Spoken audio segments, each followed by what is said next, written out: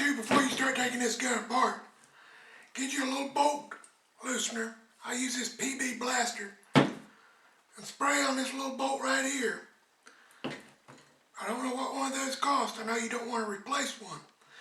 But in order to get your piston back in the gun, you have to take this out.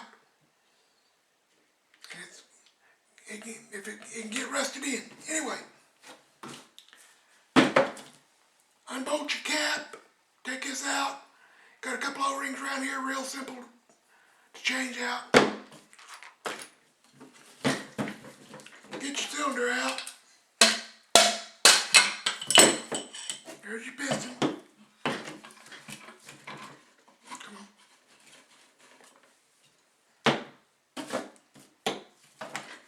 Oh, there you go. Pull your piston. Now change your trigger. This part here is just sitting in there. You reach in there and pull it out. Pull that. Come on. Pull that. You got 3 O-rings on there.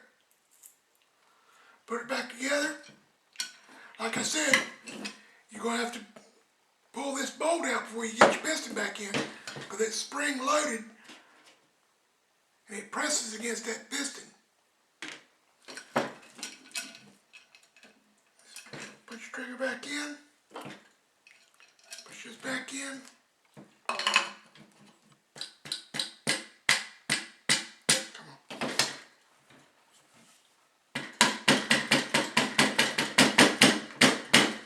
Don't start on me now. Come on.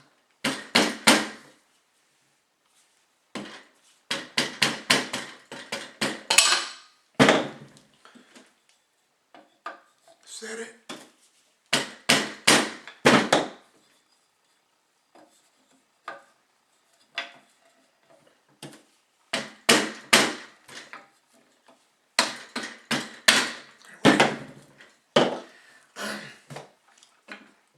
Pull that bolt out, put your piston back in.